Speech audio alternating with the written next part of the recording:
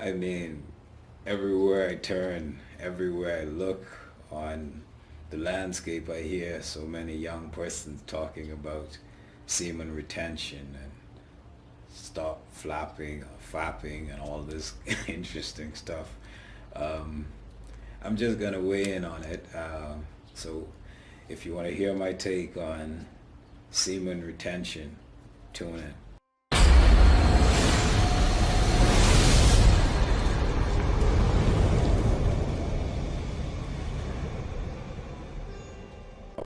Okay, so you've been hearing different individuals talking about what semen retention challenges and basically withholding semen and things of that nature. Here's my 5 cents on it. This is not a new practice. For instance, the Taoists and the Tao of sex, and that is Tao, but it's pronounced with sounding like a D. Some Taoists practice non-ejaculation, for instance. And the primary reason for non-ejaculation was for the purpose of increasing the longevity of life.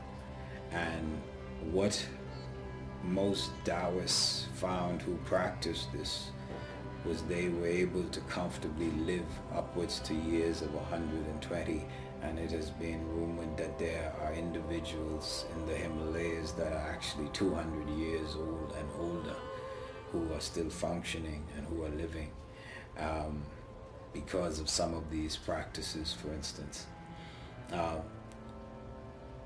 One of the things that you will notice when you begin the practice of semen retention, I like to consider it as sexual transmutation. And what it does is, because it operates in the realm of the lower two chakras, in particular the root chakra and the sacral chakra, which is the creative chakra, what you find is, if you start on the journey of semen retention or sexual transmutation, you'll find that your creative energy and your creative essence increases. Your creative flow or flow state will increase. What you'll find is your chi, believe it or not, your chi gets stronger.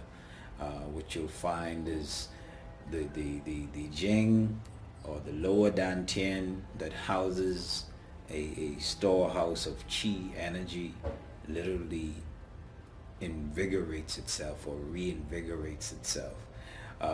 Some practitioners believe that you cannot increase your jing energy, but it is my belief that you can increase it through the acts of sexual transmutation or semen retention. One must realize that when one masturbates or when one jerks off, as is common vernacular, you are literally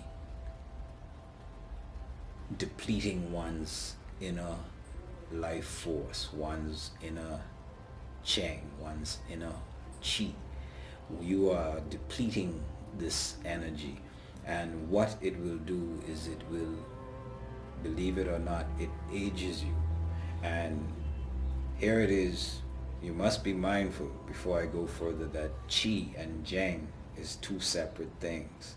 Chi is that arc force, that emanating electric magnetic force. The jing is actually the life force, you see. And what you'll find is individuals, for instance, who indulge in extreme sexual lifestyles, what you'll find is they will age prematurely. Here it is, you'll have an individual, say, who may be 20 years old, but if they are having a very high sex life and a high sex interaction, what it causes is a lot of expulsion of jang, and in the expulsion of this jang, you age. So that 20-year-old may look like she's 35 or 40, and so on and so forth. And this is something that a lot of young people are not even aware of or even cognizant of. If one wishes to basically turn back the passage of time, one must begin a journey of selectivity, so to speak, in this spiritual journey. You may encounter individuals who may want to throw you into a realm of sexual tantra and things of this nature, but be aware that this is a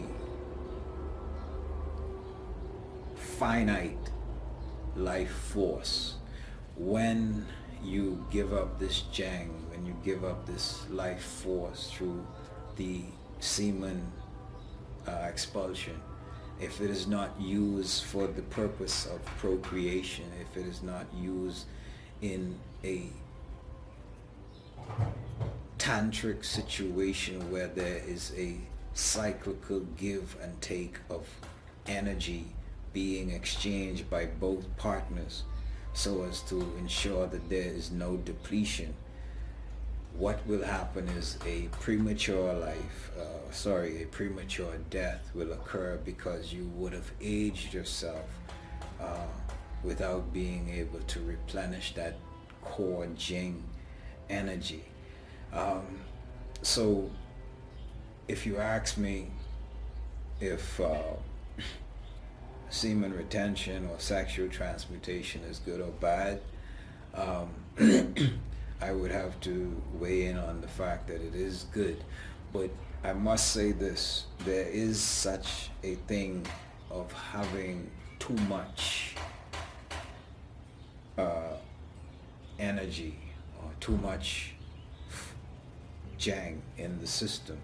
The reality is, if you have too much and if it is not being released through night emissions, it can affect one's thinking.